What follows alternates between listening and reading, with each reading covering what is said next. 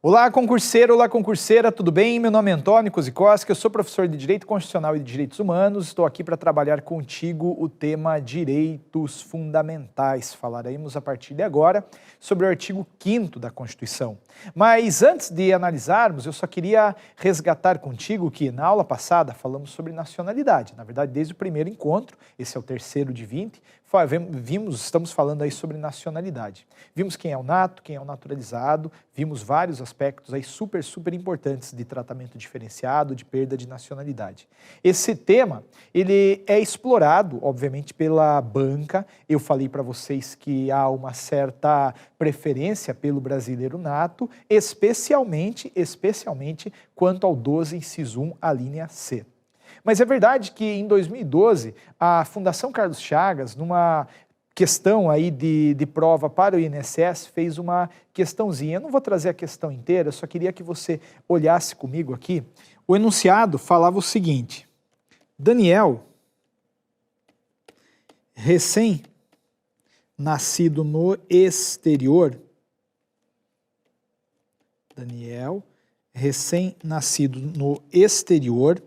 e filho de pais diplomatas brasileiros, olha só, filho de pais diplomatas brasileiros, caso deseje futuramente seguir a carreira de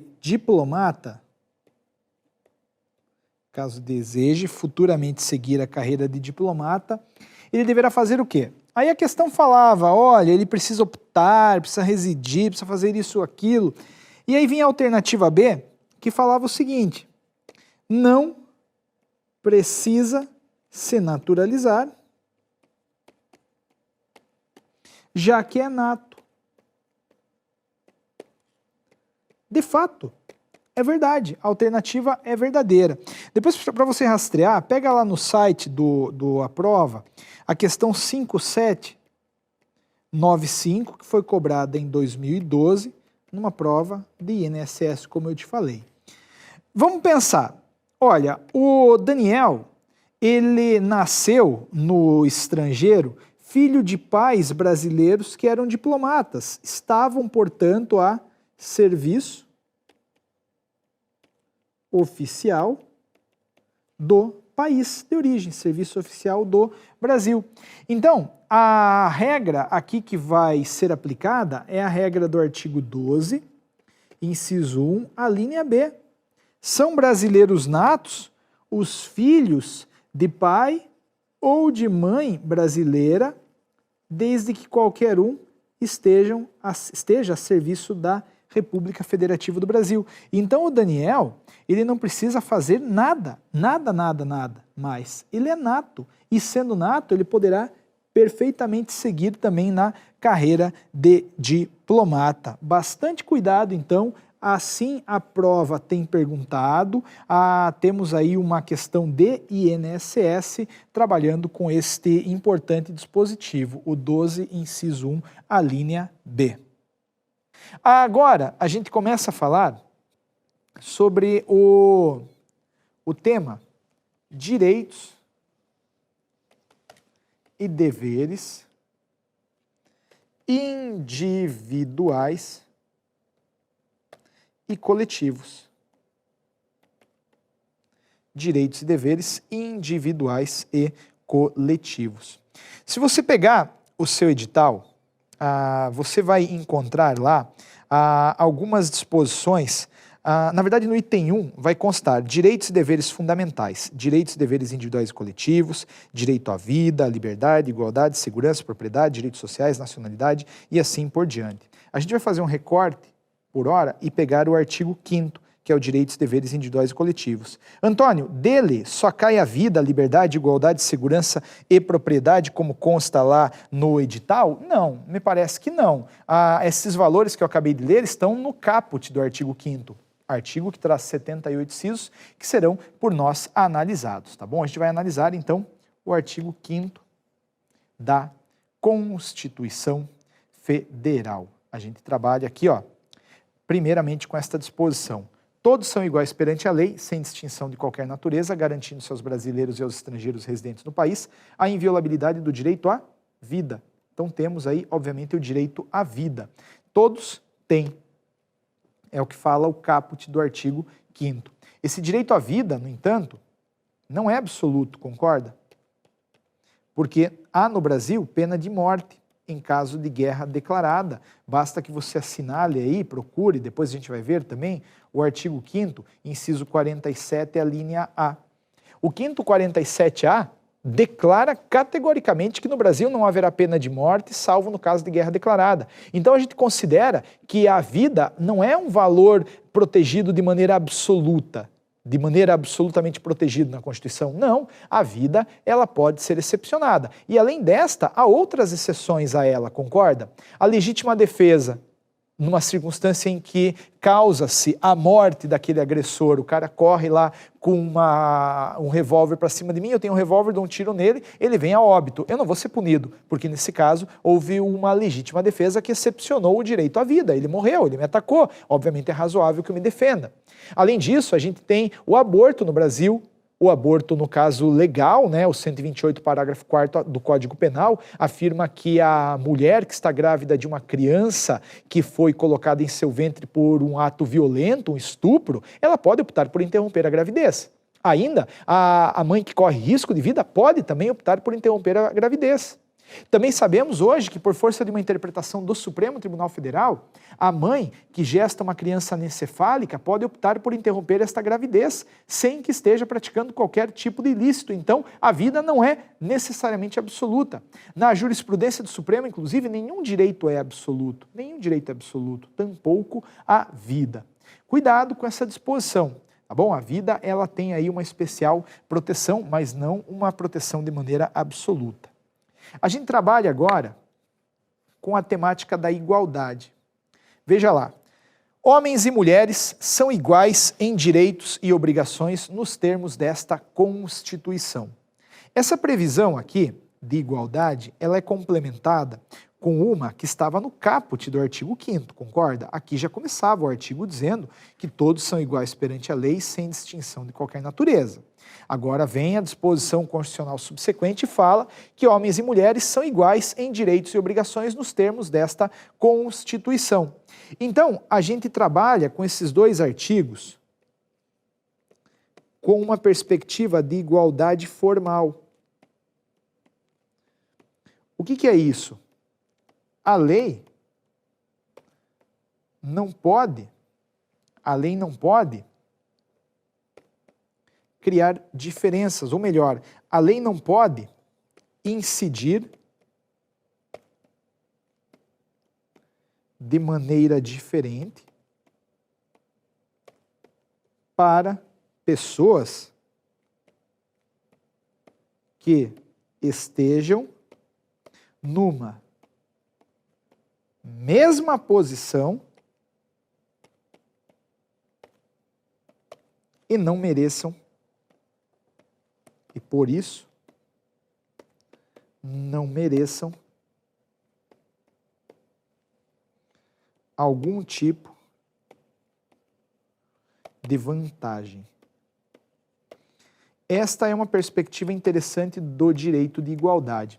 Quer dizer, se um homem mata uma pessoa, ele vai puxar a pena de 6 a 20 anos, que será a mesma pena aplicada à mulher que mata uma pessoa. A lei não incide de maneira diferente para pessoas que estão numa mesma posição, que estão num patamar ali de igualdade. Esses dispositivos também, nessa perspectiva formal, eles acabaram com a concessão de vantagens para aquelas pessoas que não merecem vantagens em razão de estarem numa posição de igualdade. Por exemplo, na época do Império era comum a concessão de títulos de barão, de nobre, de duque. Vá se catar, para que servia isso a não ser para estabelecer lá uma vantagem excessiva para pessoas que eram amigas do rei e não precisavam de vantagem alguma? Esse tipo de igualdade, ele busca então acabar com aquele tratamento diferenciado quando estamos falando de pessoas iguais. Aí não precisa, obviamente, de tratamento diferenciado. Só que a gente sabe que esta igualdade formal, ela convive no Brasil ao lado de uma outra espécie de igualdade, que é a igualdade em sentido material. O que é a igualdade em sentido material? Ora, por esta igualdade em sentido material, devemos tratar os iguais de forma igual,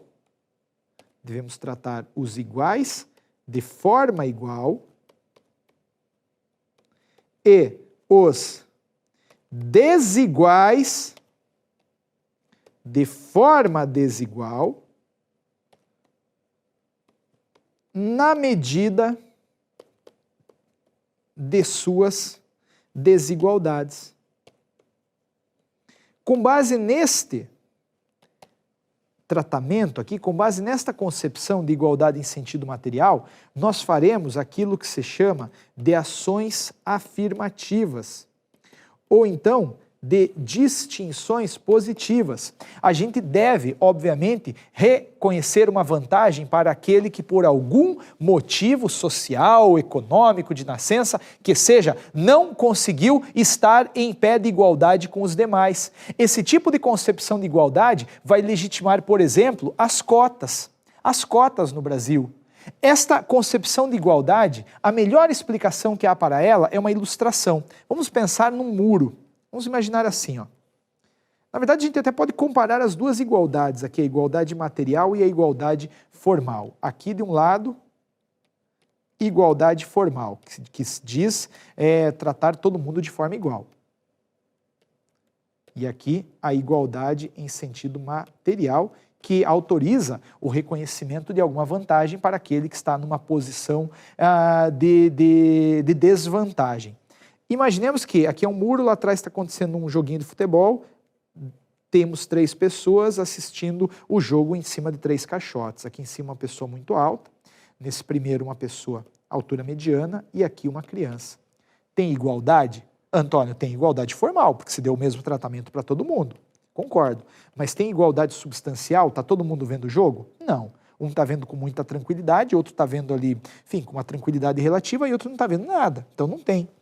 Pela igualdade material, a gente vai tratar os iguais de forma igual e os desiguais de forma desigual na medida de suas desigualdades. E isso vai nos autorizar a redistribuir esses caixotes da seguinte maneira. Aquele alto continua vendo o jogo, o mediano ali continua vendo o jogo e agora a criança está também vendo o jogo. Agora sim eu tenho uma igualdade, eu cheguei num nível aí esperado, todo mundo está no fim o buscado, né, que era assistir o jogo. A gente pode ver num outro enfoque o muro como o vestibular e as caixas como as cotas, que foram já julgadas constitucionais pelo Supremo Tribunal Federal. Então, muito cuidado, a igualdade não é simplesmente tratar todo mundo de forma igual, porque na realidade nós não somos todos iguais. Você olha pela janela da sua casa, você vai ver o branco, o negro, o oriental, o ateu, o evangélico, o espírita, o católico, de direita ou de esquerda, o homossexual, o heterossexual, o pacifista. Você verá pessoas que foram criadas de maneiras diferentes, em berços esplêndidos ou não esplêndidos, pessoas que não tiveram as mesmas oportunidades. Eu não posso tratar todo mundo de forma igual, porque eles não são iguais. Todo mundo igual existe lá em Aldeia de Smurf. No Brasil, não. As pessoas são, obviamente, diferentes. E eu não posso deixar que elas sejam desprestigiadas por conta dessas diferenças que lhe retiraram possibilidades ou oportunidades. Vamos entender, então, a igualdade desta maneira, ok? Muito cuidado com ela. E nós sabemos, independentemente de qualquer coisa, que há no Brasil hipóteses de tratamento diferenciado entre pessoas. Hipóteses, obviamente, legítimas de tratamento diferenciado. Na aula passada, inclusive, a gente falou sobre tratamento diferenciado entre nato e naturalizado. E isso é perfeitamente constitucional. A gente também vai encontrar na Constituição algumas regras de tratamento diferenciado entre homens e mulheres, por exemplo, no que toca à licença, em caso de maternidade ou paternidade, a menina 120 dias, o pai 5 dias nos termos da lei. Concorda? Haverá regras diferentes de aposentadoria, elas incidem diferente para homem e para mulher, então bastante cuidado com este ponto, isso é muito sério, muito importante. De qualquer forma, você tem que lembrar aí que homens e mulheres são iguais em direitos e obrigações nos termos da Constituição, né? Não é nos termos da lei, nos termos do decreto, enfim, é nos termos da Constituição. E a Constituição, por suas disposições, vai autorizar estas diferenciações que a gente rapidamente mencionou. Princípio da legalidade. Legalidade é o nome do princípio, por isso falaremos que ninguém será obrigado a fazer ou deixar de fazer alguma coisa, senão em virtude de lei. Ninguém será obrigado a fazer ou deixar de fazer algo, senão em virtude de lei. Antônio, como é que eu interpreto esta legalidade? Aqui muito cuidado, porque dentro do seu edital também está lá a administração pública. E a legalidade, ela incide de maneira diversa para o indivíduo e para a administração pública. Nós, indivíduos, fazemos tudo aquilo que a lei não proíbe. Já a administração pública só faz aquilo que a lei autoriza ou manda. É diferente. Você me liga, me manda um e-mail ali, me procura no Facebook e fala: Antônio, eu posso andar de costas na rua? Pode, não tem lei proibindo. Antônio, eu quero daqui para frente vestir só preto, posso? Pode, não tem lei que proíbe. Essa é a dinâmica, nós somos livres, nós fazemos aquilo que a lei não proíbe. Agora, a administração pública, ela pode contratar sem licitação? Não, Antônio, porque tem uma lei mandando contratar por licitação. É isso, a administração pública só faz aquilo que a lei manda ou autoriza. Cuidado com a legalidade, porque ela será visualizada de maneira diferente em se tratando de legalidade para nós, pessoas, e legalidade para a administração pública. Além disso, a tortura. Ninguém será submetido à tortura ou a tratamento desumano ou degradante. É um dispositivo muito importante e o fato de ter sido ele colocado já no começo do artigo 5º, obviamente está diretamente conectado com as violências que vivenciamos lá na ditadura militar. Na ditadura militar era comum o agente lá da repressão arrancar a unha do cara com alicate, arrancar o mamilo da pessoa com alicate, dar choque elétrico, pendurar no pau de arara, causar transtornos psicológicos, sofrimento psicológico, sequestrava filhos, sequestrava pai. Pelo amor de Deus, isso acabou, ainda bem. A gente sabe que hoje ninguém pode ser submetido a tratamento desumano, degradante ou mesmo a tortura.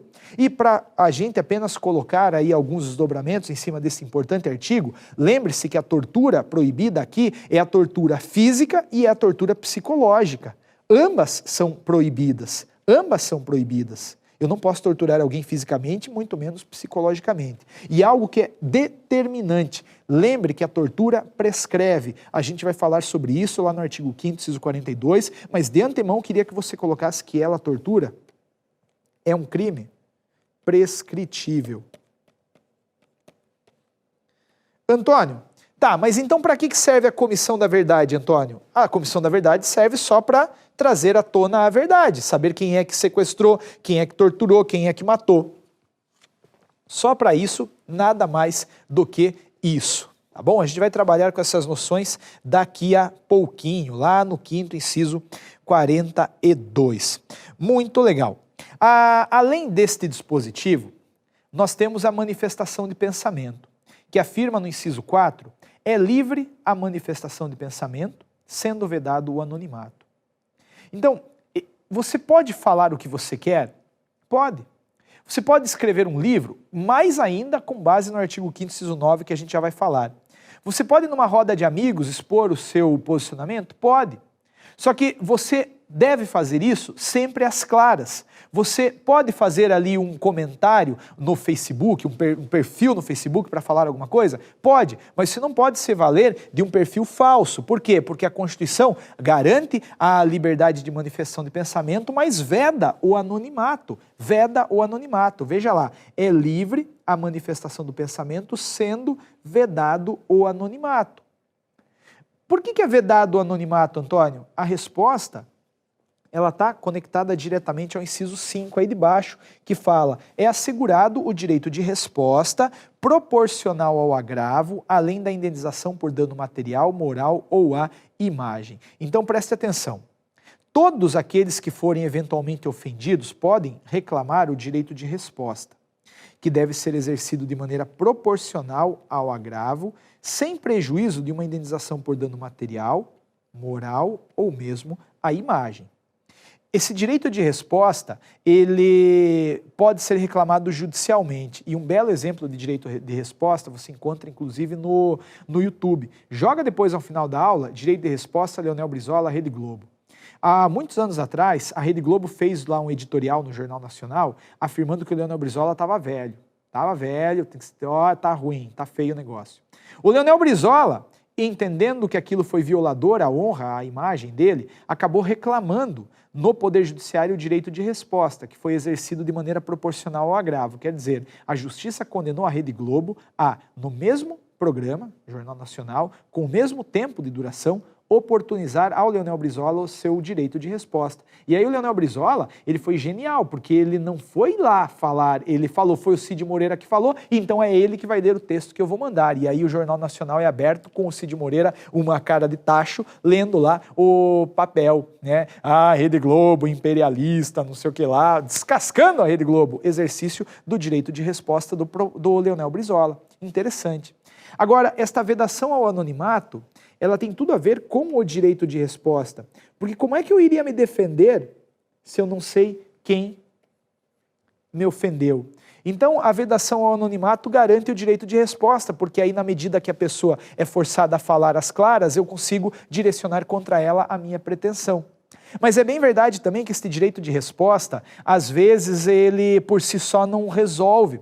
Você talvez se recorde daquele caso da escola base em São Paulo. A escola base, ela foi acusada lá por ter, na pessoa de um dos seus professores, que supostamente teria abusado uma criança. A mídia veio, nossa, explorou aquele negócio, colocaram lá vários tipos de notícias, de jornal, revistas, enfim, falando da escola base, a menininha foi violentada, violentada.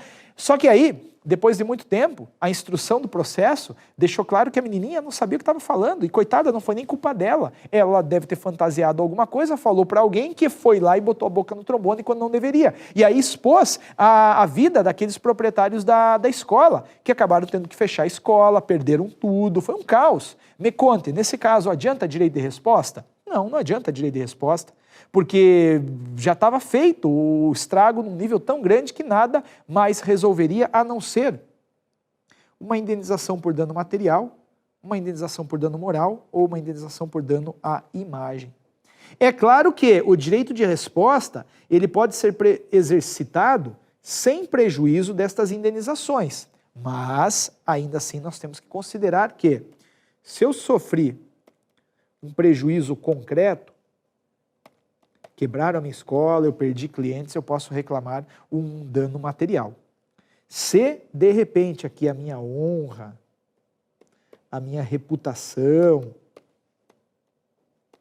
ou mesmo aqui o meu sentimento, né, o meu íntimo, ficou abalado por conta desses acontecimentos, eu posso reclamar uma indenização por dano moral. E a imagem é a imagem, né? A imagem fala por si só, como as pessoas me veem, como é que a sociedade está me vendo. Isso daqui pode, obviamente, ser reparado. O que é importante lembrar é que tudo isso materializa-se através de indenização em dinheiro. Tanto dano material, quanto dano moral, quanto dano à imagem repercutem aí em termos financeiros. Porque como é que vai reparar o seu dano à moral? Vai tirar, vai abrir tua cabeça, vai tirar aquele sentimento? Não tem como. Então, tudo reverte-se para uma indenização em dinheiro. Esta é a manifestação de pensamento. Esse dispositivo, ele vai conversar com o artigo 5º, inciso 9, que fala sobre a liberdade de expressão também, mas vamos analisar aqui de maneira ainda retilínea a Constituição. E aí a gente parte para uma análise de liberdade de crença, consciência e culto. O artigo 5º, inciso 6º, afirma: é inviolável a liberdade de consciência e de crença, sendo assegurado o livre exercício dos cultos religiosos e garantida na forma da lei a proteção aos locais de culto e às suas liturgias. Estas três realidades estão protegidas. A primeira é a liberdade de culto. O culto é a exteriorização, concorda, da fé. Eu vou ao espaço juntamente com aqueles que professam a mesma fé que a minha e falo, e canto, e confraternizo. Isso é permitido, isso é defendido pela Constituição, isso é garantido, essa liberdade de culto. Agora, junto com ela, também a Constituição garante a liberdade de crença. Olha, a liberdade de crença me permite acreditar naquilo que eu quero acreditar, me permite mudar de religião a hora que eu quero, me permite acreditar em duas religiões ao mesmo tempo, tudo conforme eu quiser. Me permite fundar a minha religião se eu quiser, sem problema, está albergado pela crença. Agora, ao lado do culto e da crença, está protegido também no texto constitucional a liberdade de consciência. A consciência, ela me permite, numa perspectiva religiosa, não crer em nada, concorda? Porque crença é crer, então ela está protegida ali o direito de crença, ou seja, o direito que eu tenho de crer em alguma coisa, mas também o direito de não crer está protegido, porque isso é consciência. Além do que, eu posso emprestar para essa consciência uma vocação mais política, ideológica, e posso sustentar, francamente, que eu sou de direita ou sou de esquerda, sou filiado ao partido X ou Z, sou pacifista ou não, enfim, eu posso trazer isso, obviamente, para o jogo. Além disso, a gente tem que lembrar que, segundo o 5º inciso 7, é assegurada nos termos da lei a prestação de assistência religiosa nas entidades civis e militares de internação coletiva. Quer dizer, o padre, ele pode perfeitamente entrar dentro de um determinado estabelecimento prisional para dar a unção dos enfermos. Um pastor pode entrar no estabelecimento hospitalar, enfim, para dar lá a sua palavra também. Qualquer um pode entrar num determinado ambiente desse, de internação civil ou militar, coletiva, para passar a sua palavra, tá bom? Todos eles podem. E atenção para o inciso 8º. O inciso 8º é um dos mais importantes. Ninguém será privado de direitos por motivo de crença religiosa ou de convicção filosófica ou política, salvo se as invocar para 1. Eximir-se de obrigação legal a todos imposta e 2. Recusar-se a cumprir prestação alternativa nos termos da lei. Então, eu não serei privado nunca de direitos porque eu sou católico, porque eu sou ateu, porque eu sou evangélico, porque eu sou de direita, porque eu sou de centro. Não há essa possibilidade no Brasil. Mas se eu invocar uma destas convicções para deixar de cumprir uma obrigação legal a todos imposta, a mim será fixada uma prestação alternativa, que se não for cumprida, aí sim redundará em privação de direitos. Como é que funciona isso, Antônio? Vamos pensar no adventista de 7º dia. Por uma convicção religiosa absolutamente legítima, ele guarda o pôr do sol de sexta ao pôr do sol de sábado. E às vezes o adventista do 7º dia está fazendo serviço militar obrigatório.